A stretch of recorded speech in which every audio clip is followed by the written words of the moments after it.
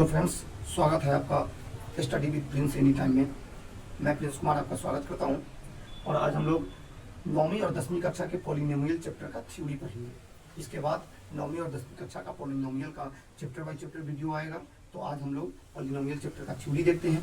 तो यहाँ पर एक सेंटेंस लिखा हुआ है कि ax² plus bx plus c is a polynomial where a b c are numbers and all the exponents of x are non negative integers. कहने का मतलब है कि ax² plus bx plus c एक पॉलिनोमियल तभी होगा जब a b c नंबर हो और x का जो पावर है, जो घात है, वो कोई भी निगेटिव में, नकारात्मक में नहीं हो, माइनस वाला नहीं हो।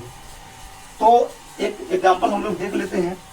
Suppose 6x² plus 5x plus 3 ये एक पॉलिनोमियल होगा, क्योंकि यहाँ पर a b और c ये तीनों संख्याएं हैं और x का जो घात है, जो सबसे बड़ी घात है 2, वह निगेटिव में नहीं है।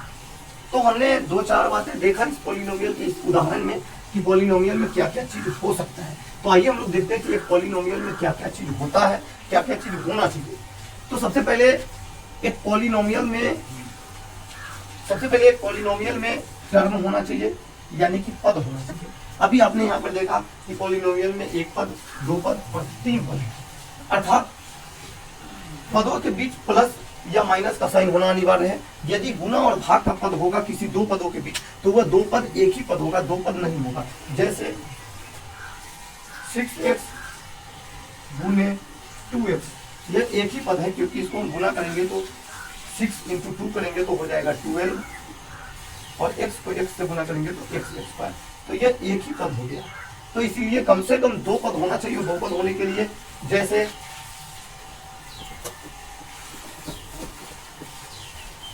5x² प्लस 3x, कम से कम दो पद होने चाहिए।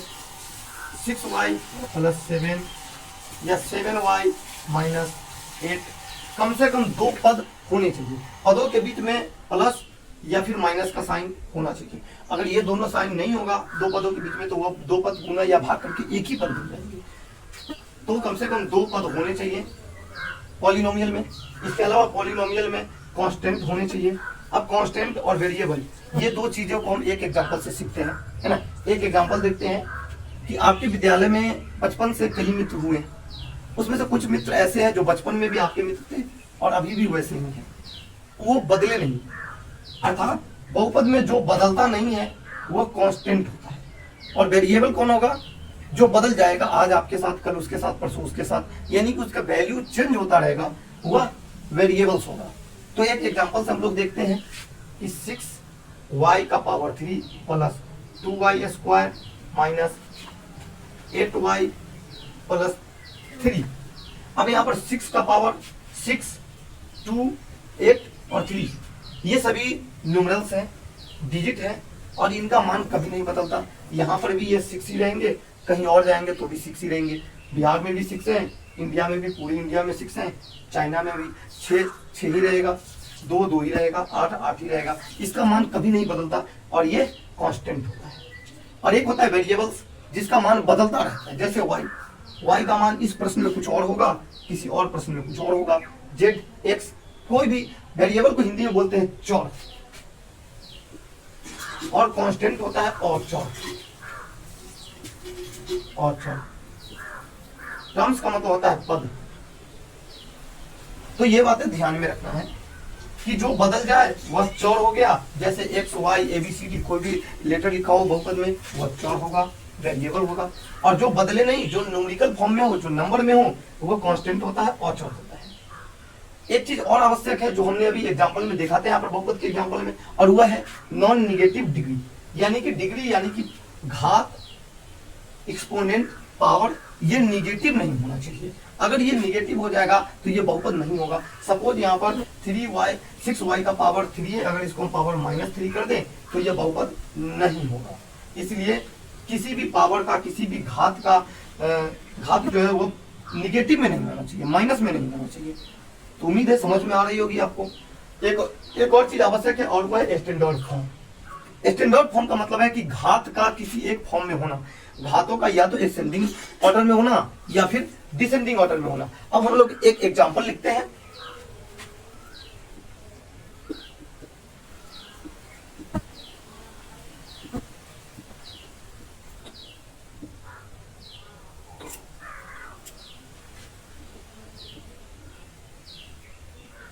अब यहाँ पर हमने देखा कि 6y का पावर 5 है, 3y का पावर 1 है, y का पावर यहाँ पर 4 है, यहाँ पर 3 है, यहाँ पर 0 है और यहाँ पर 2 है। यहाँ पर 0 है, जी हाँ, आप 8 को y का पावर 0 अगर ऐसे लिखेंगे तो भी y का पावर 0 यानी 1 हो गया और इंटू 8 तो 8 ही हो जाएगा, इसलिए यहाँ पर पावर 0 होता है।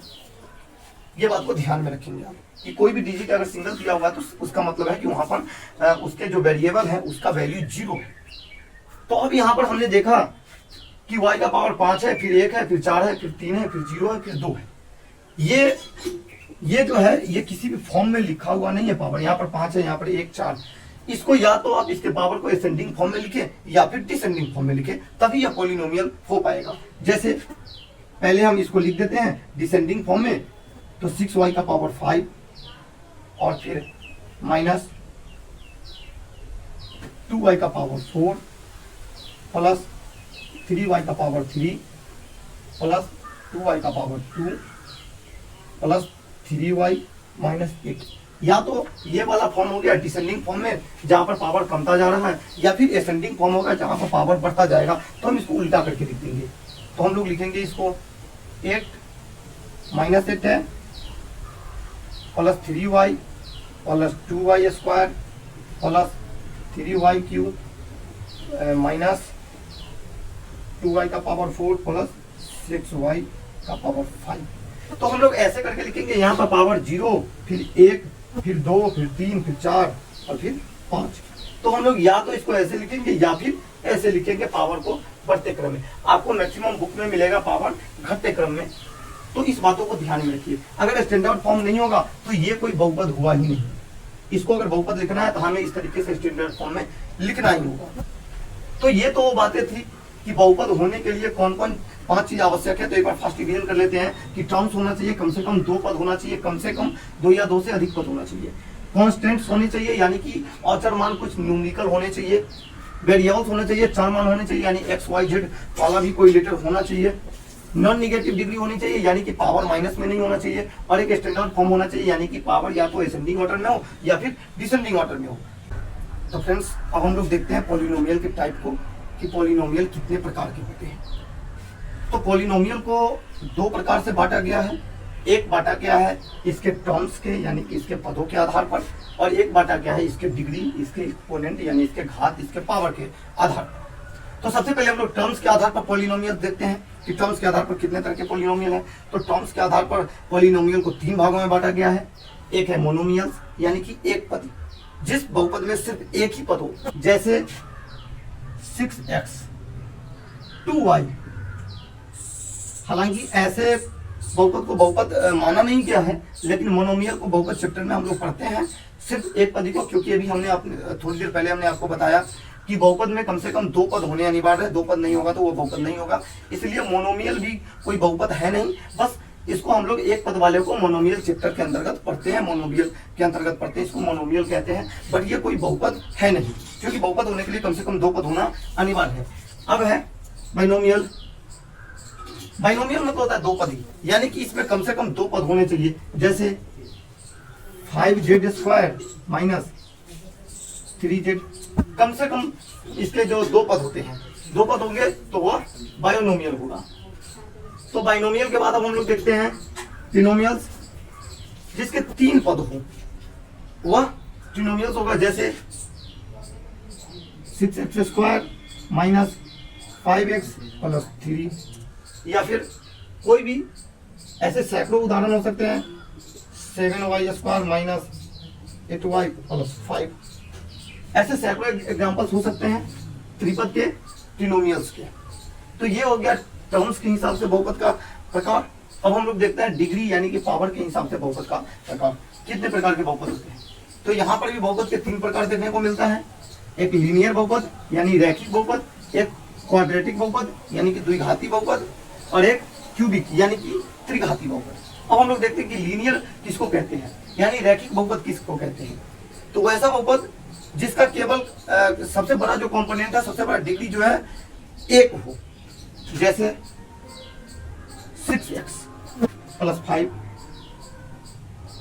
यहां पर x का पावर 1 है और यहां पर 0 है। तो x का सबसे बड़ा पावर यहाँ पर 1 है, इसलिए यह लीनियर पॉलिनोमियल होगा। 7 1 माइनस 8। यहाँ पर y का जो सबसे बड़ा पावर है वह 1 है और यहाँ पर 8 में 0 है पावर, तो यह लीनियर पॉलिनोमियल का एग्जांपल होगा। अब देखते हैं क्वाड्रेटिक यानी कि द्विघात।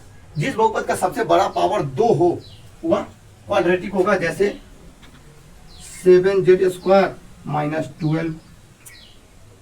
यहाँ पर z का पावर 2 है इसलिए यह द्विघात बहुपद होगा और यहाँ पर पावर 0 है। 5x का पावर 2 माइनस 3x प्लस 10।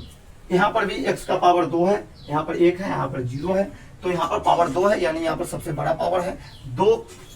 तो जिस बहुपद का सबसे बड़ा घात, सबसे बड़ा पावर, सबसे बड़ा डिग्री, सबसे बड़ा एक्सपोनेंट 2 हो वह द्विघात बहुपद होगा। अब देखते हैं क्यूबिक को यानी त्रिघात बहुपद का। तो ठीक इसी प्रकार जिस बहुपद का सबसे बड़ा पावर 3 होगा, जैसे 9y क्यूब माइनस 5, यह एक त्रिघात बहुपद का उदाहरण है।